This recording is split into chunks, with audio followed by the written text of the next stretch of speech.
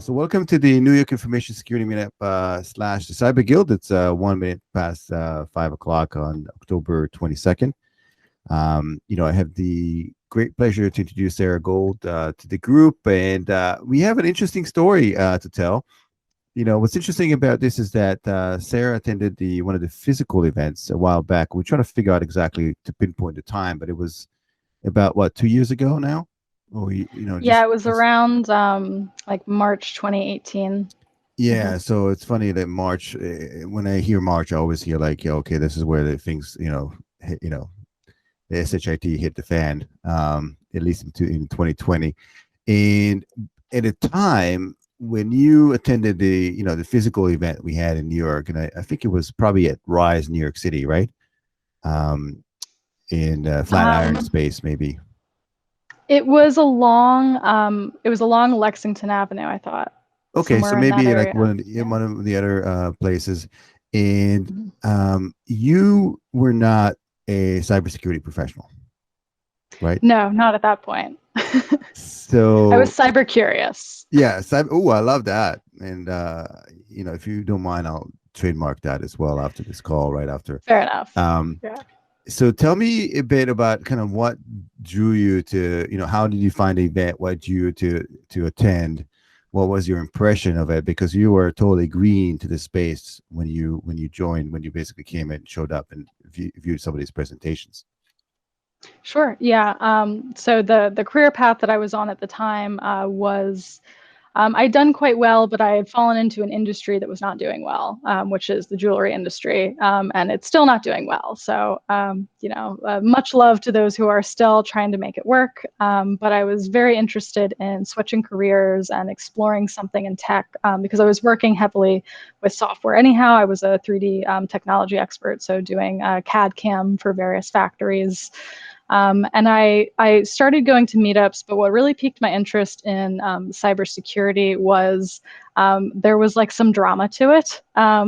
So it was much more fun to learn about than learning software development things in general. That's initially what piqued my interest. And there was a good friend of mine who had his first career was in IT, and he ended up getting sponsored to switch into cybersecurity.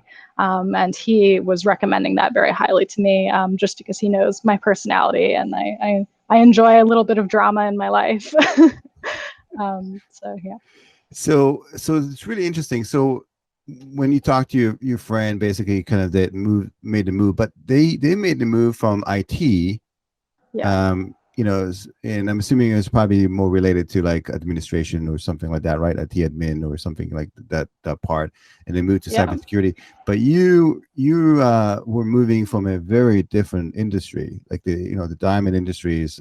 And again, I don't know much about that space, but it's very different. So, what were your first thing that came to mind?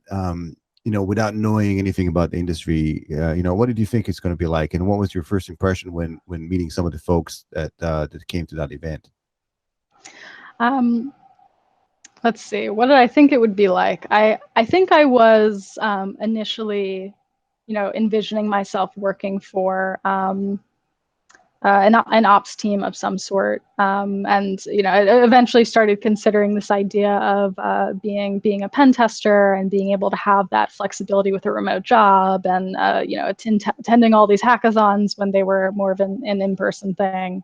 That was sort of how I imagined it in the beginning. What was the other part of that question? Yeah, when you came in and you were basically, the first time you interacted with people from industry, and I'm assuming you were asking a bunch of questions, or you were kind of curious. What was your first impression? Were they mostly happy about it? Were people recommended that you take the plunge and move to the industry, or people were saying, oh, you don't want that drama, you don't want that role?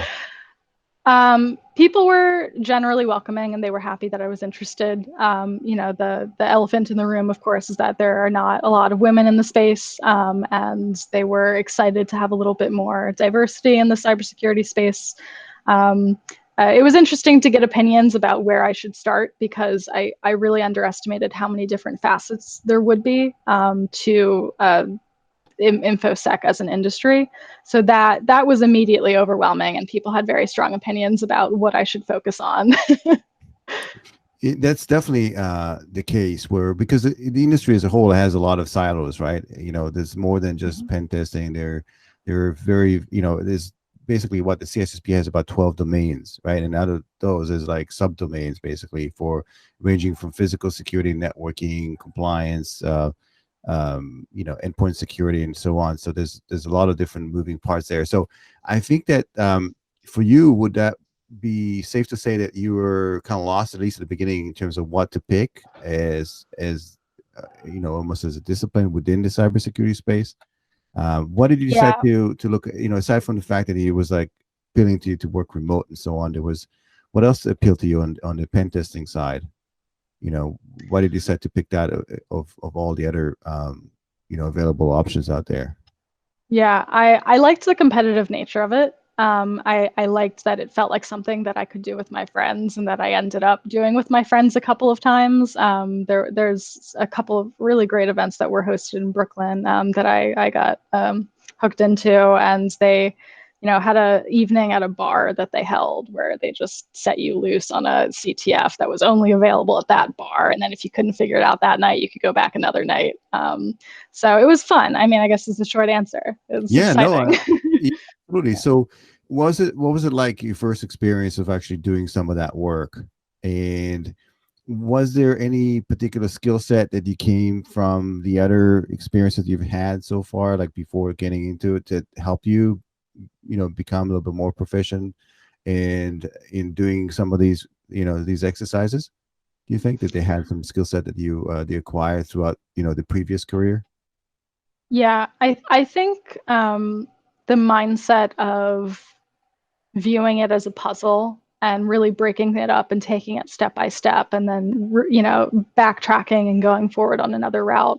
That was something that kind of echoed the way that I would build CAD files. I mean, that's a rough analogy, Yep. But I'd say it's the closest comparison. And I'll give you a full disclaimer: I'm still not a fantastic pen tester. I ended up eventually with an application security focus, and that I am quite good at, fortunately.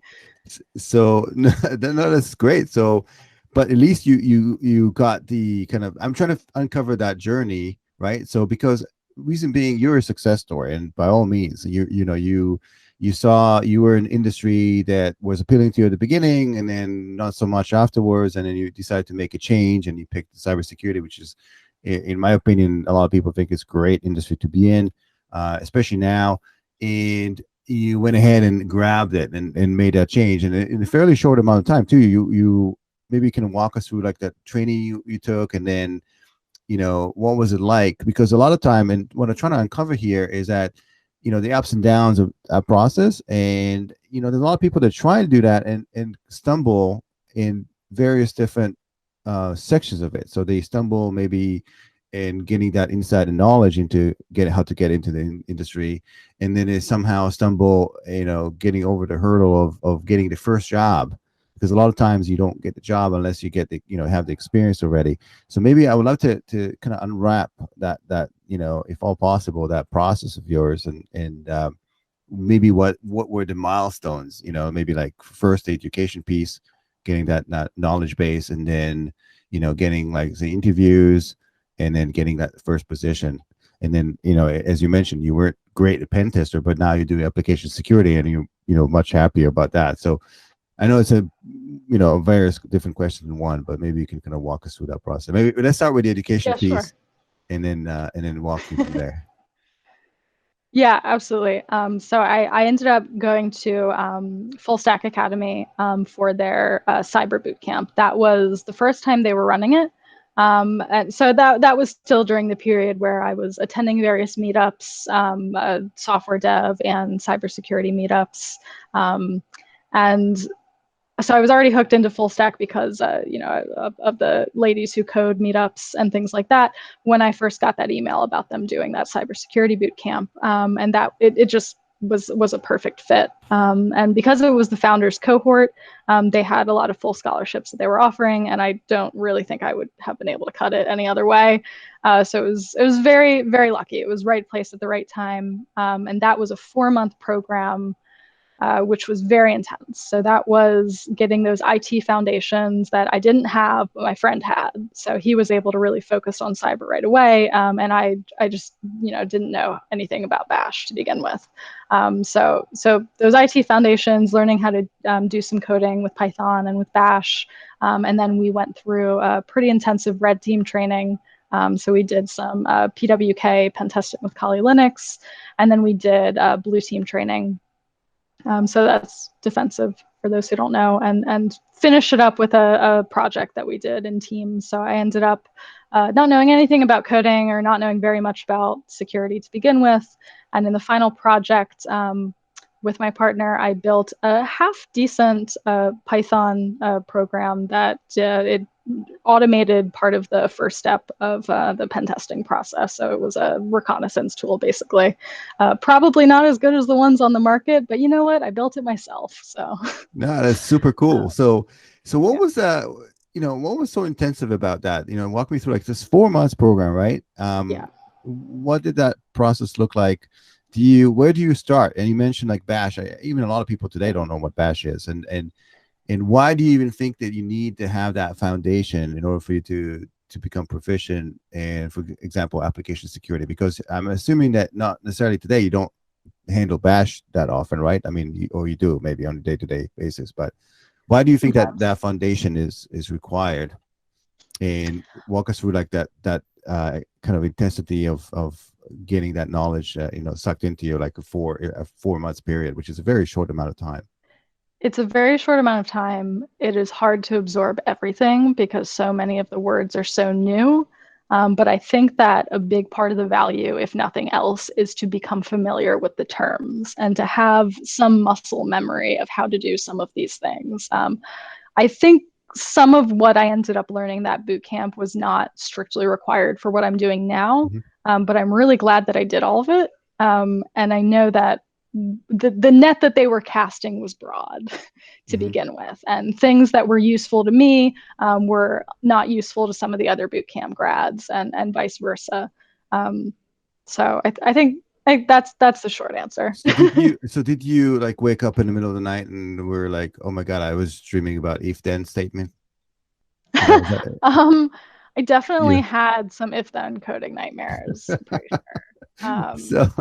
So 4 months of that, and it's so cool that you built your own like automated kind of pen testing tool, right, in Python, right? You mentioned, and is that available now if somebody wanted to take a look at? Is that at GitHub? You think still? It's available. I don't think I'm going to try to pitch it too hard in a recorded video. No, but it's so cool, right? I mean, think about it. It's how many people can say that they've built basically a security tool?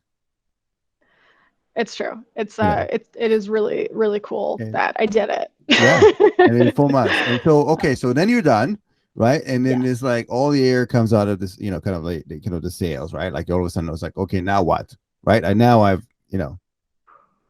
now what is the big question, I think, for every career changer who finishes their boot camp or whatever they did? I networked my butt off for 3 months. I found friends that I enjoyed being around so that networking didn't feel like a chore.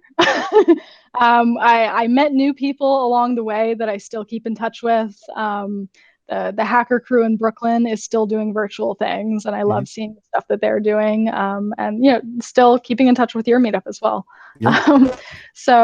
So there was a lot of networking involved, and there was a lot of figuring out how to make sure I'm making it fun for myself. But I graduated in September. So as you know, not that many people are hiring entry level between September and December. It was a lot of, I would hire you if it was February or if you had a little bit of experience so that I could kind of justify putting you in an intermediate role. That was really part of the big challenge. So I think that people who graduate pre-COVID in like January are able to find something a little faster. So if you don't mind, let's dig into that a bit. And I find that a lot where, somebody will tell me, okay, they we had all those opportunities, but they wanted somebody with, very particular skill sets. And as you mentioned, they will hire me only if I had, XYZ, and somehow you don't have those. So then what happened? Like, like, how did the whole networking piece help you out and throughout, that process?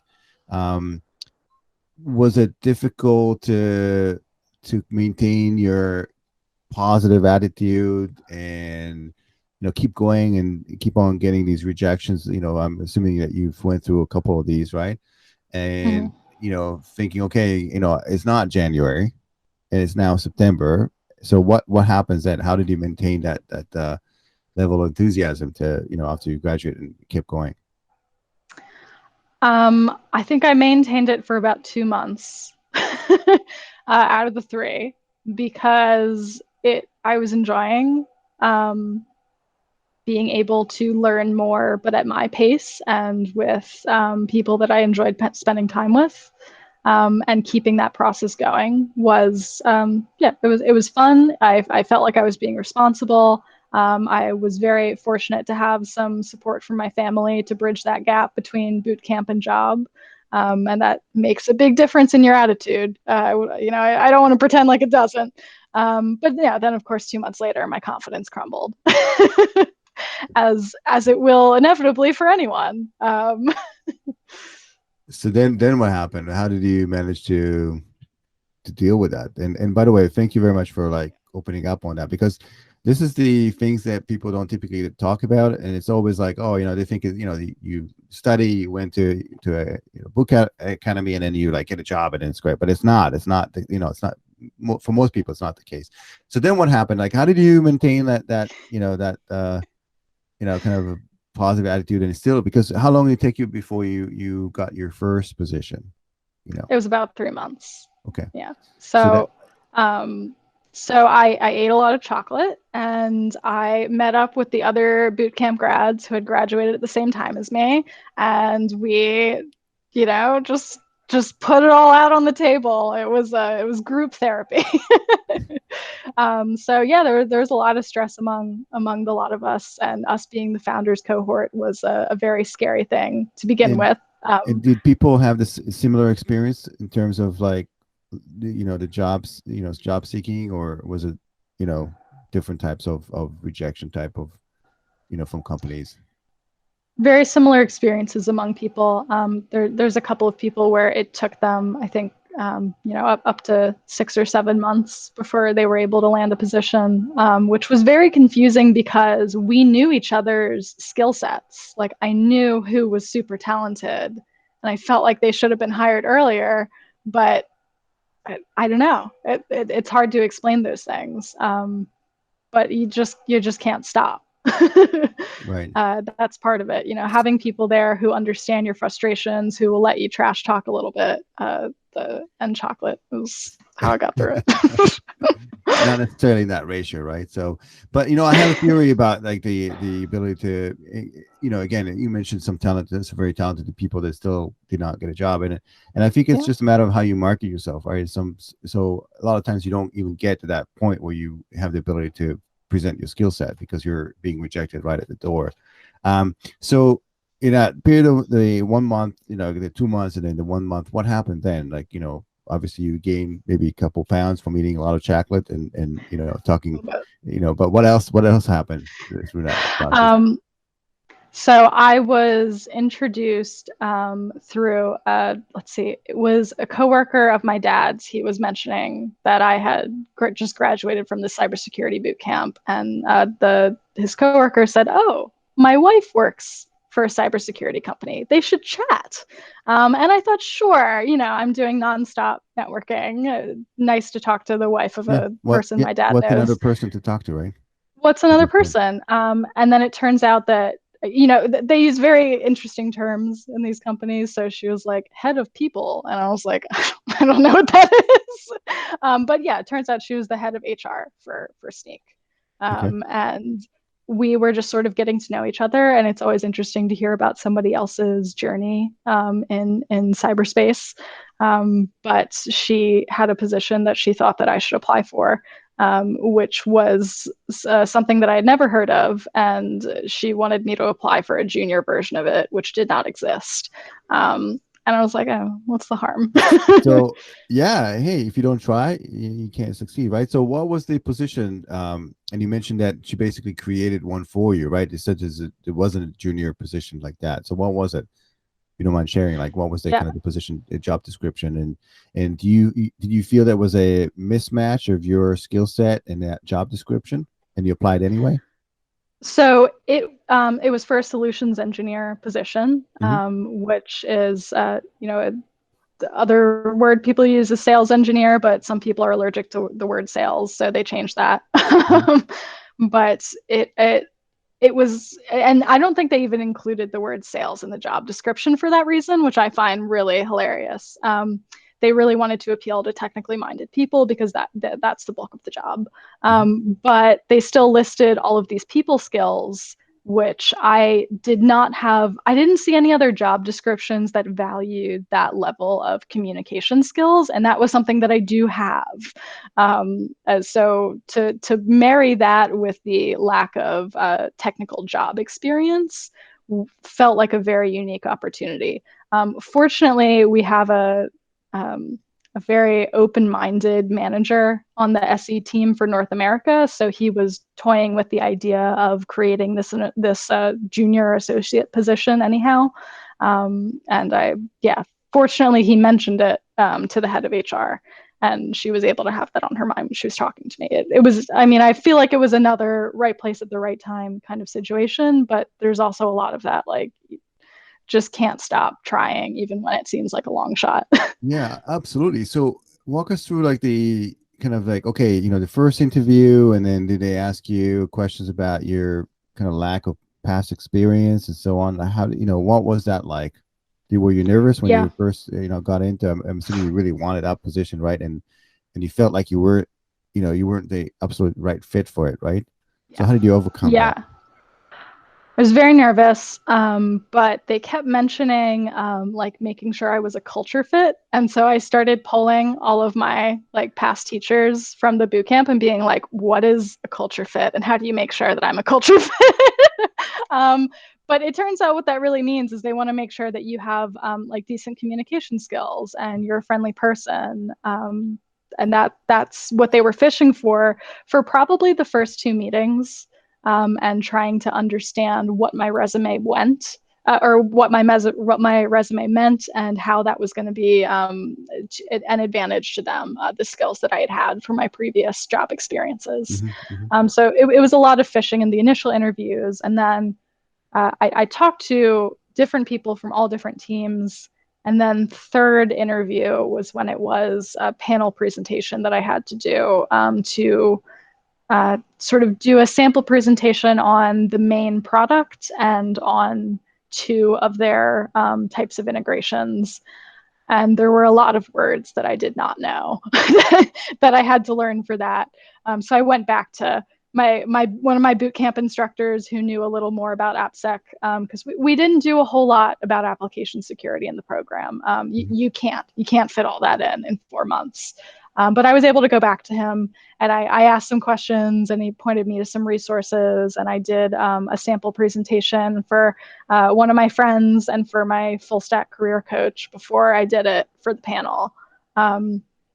And then it ended up good enough. So you really prep for it, right? So how long did that process? You prep for it, and it's great. Again, it shows initiative. So it's not enough to get the 4 months boot camp. You actually had to, very short time, fill the gap between, I'm assuming, application security, right? And what you learn at the boot camp, and be able to at least convey that you're the right fit for that job by doing a presentation on a topic you weren't strong with, right? So how long did it give you? A week to prepare? Like, what was that process like?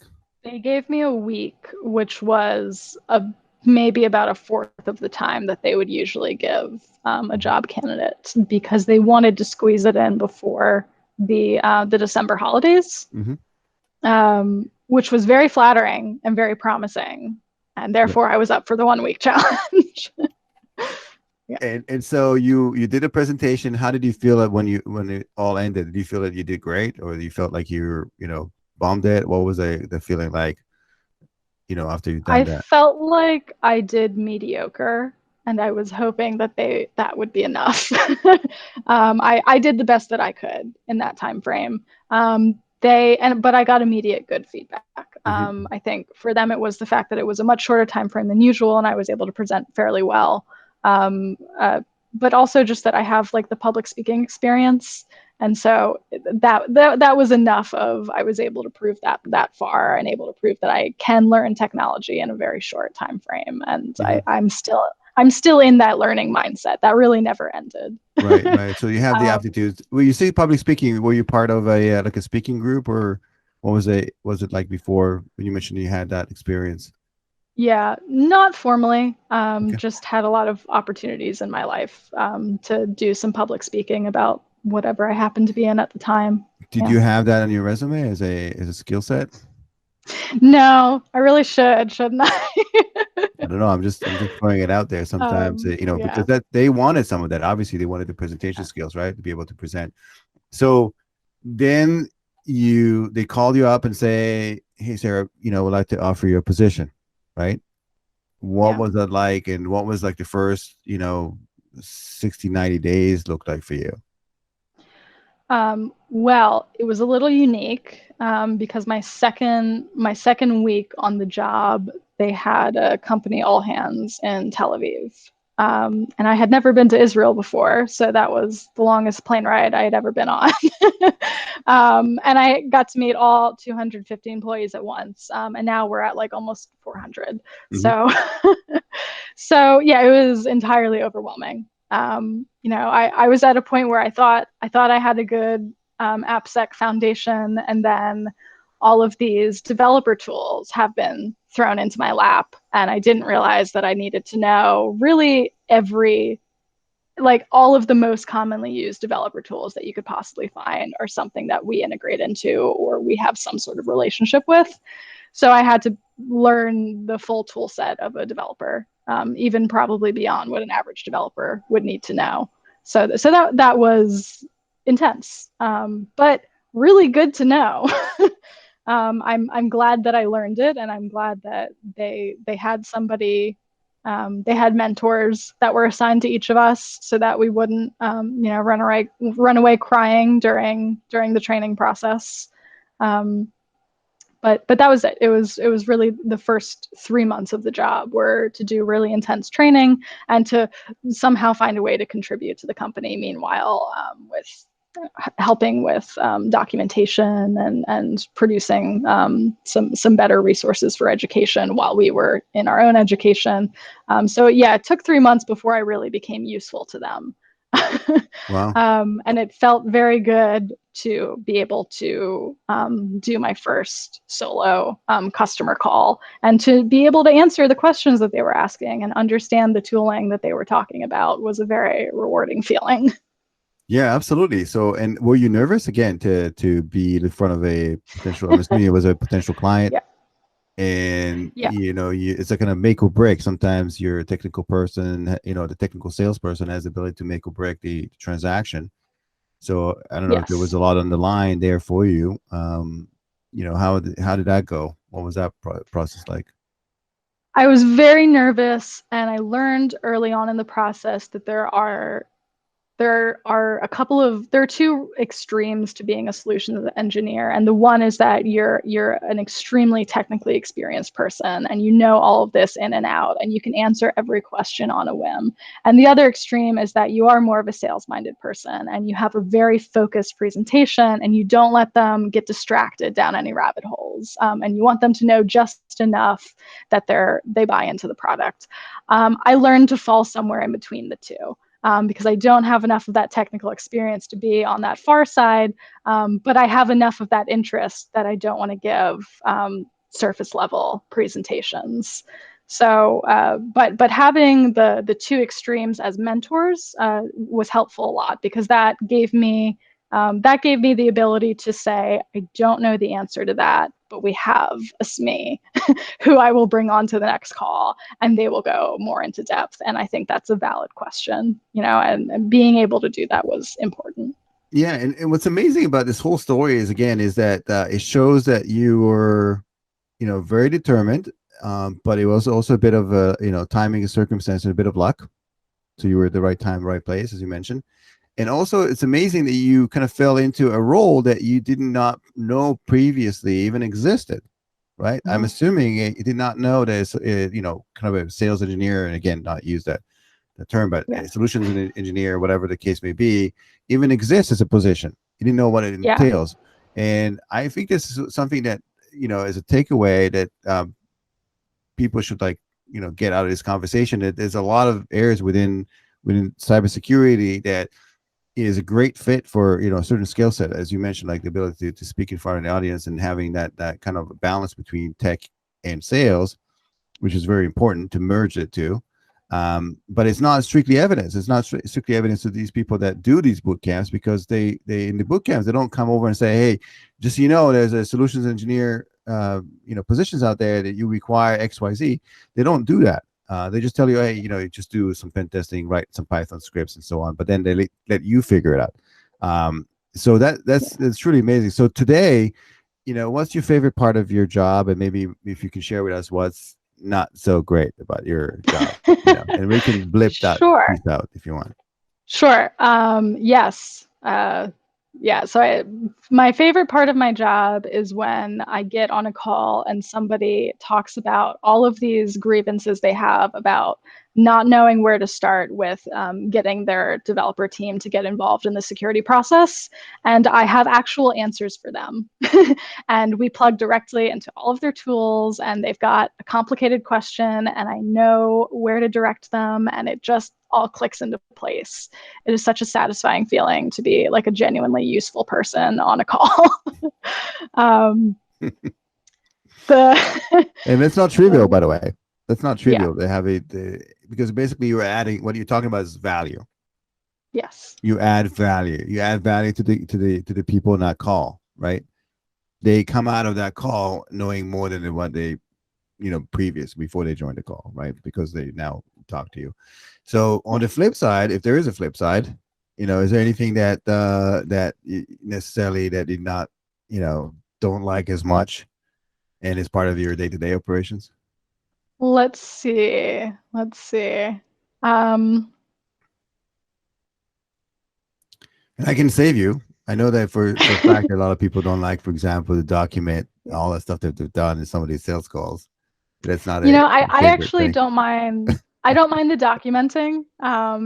It's also nice to be able to, occasionally take a day off and be able to hand all of my files to somebody else and have them be able to read them perfectly, and then I get complimented on them, and that feels good too.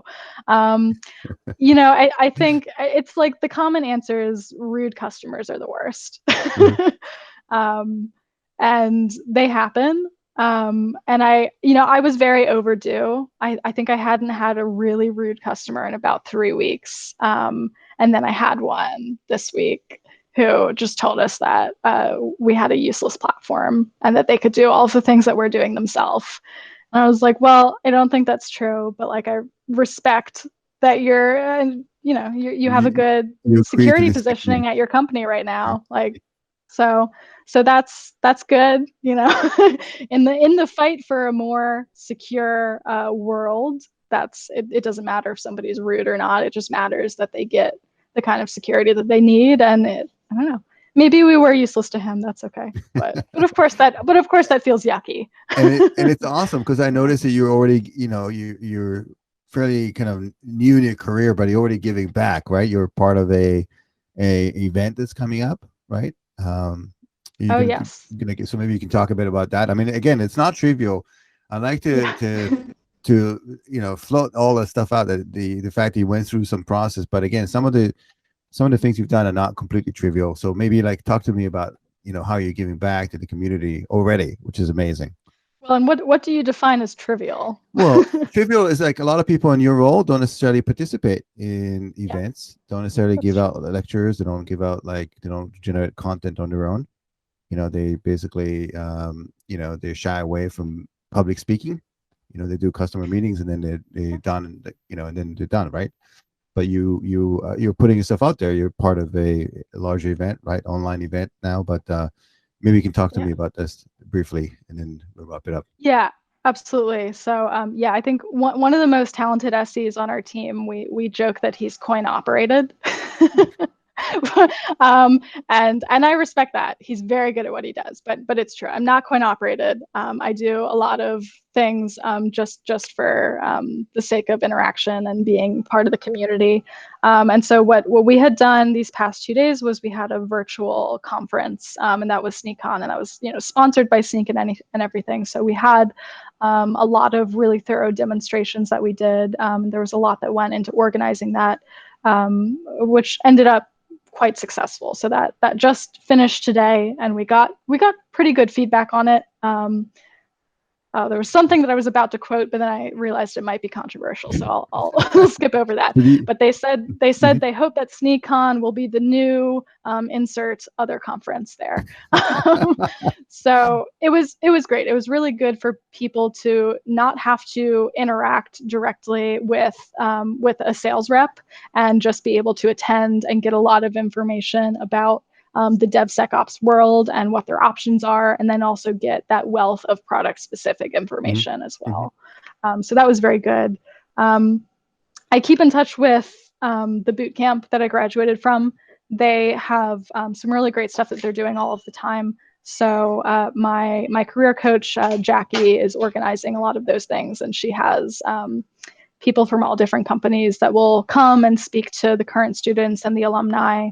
And she just had one with Bloomberg that she hosted, which was really good. So I think staying in contact with those groups and staying plugged into the community is very important, because it keeps you focused on why this was important initially, at least to me, and that is the bigger picture. Yeah, absolutely. And I work with Jackie as well. I'm a mentor for the same program. Oh, you are? Yeah. So yeah, absolutely. Trying to give back as well. So that's really fascinating, really amazing story. And again, thank you for joining this group and providing a glimpse of what that was like.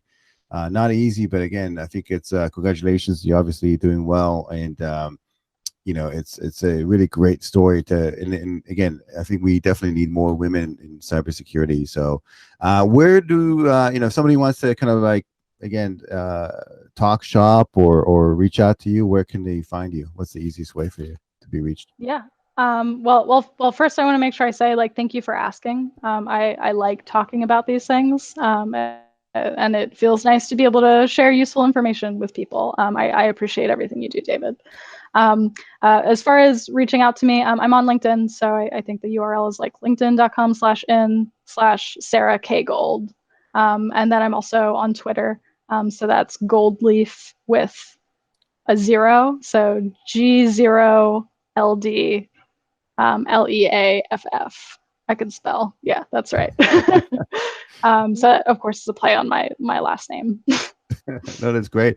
And again, it's a truly inspiring story. I think that a lot of people that were in the same or are in the same boat as you were, last year, and especially this kind of trying times of COVID and so on, will find the story inspiring. And then maybe parting words is that, again, I think that you if you want to share like the fact that you never gave up on this, right, and you ended up even maybe with the help of a little bit of chocolate and some support from friends, you still did that.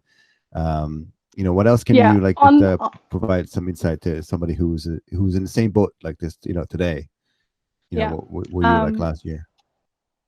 I would say, don't be afraid to ask for help, because there are so many people who like to feel helpful when you're in this process, and don't be afraid to ask for help from multiple people. Even if it feels like you're asking a lot, the worst they can do is ignore you. And if you ever need to vent about the job hunt process, you have my Twitter handle. So on that note, like there's still a lot of really talented bootcamp grads who have not found positions because we live in a post-COVID world now. So if I would encourage people, I'm helping with this internship program that we're launching with Snyk now, and having those internal conversations about how to make job descriptions open for bootcamp graduates, because it's worth it. Because there are a lot of really motivated, really smart people that go to boot camps, is something worth considering when you're in the hiring process. Absolutely fantastic. It's been really great, Sarah. And again, I wish you all the best. And we'll probably do the same thing in a few years from now. But you're probably going to get to be super senior. You're going to have a team of people. And yeah, I can see that in your future for sure. So thank you. Appreciate that. Yeah. Thank you all for joining, and looking forward to seeing you at the next event. Thank you. It was great. Thanks.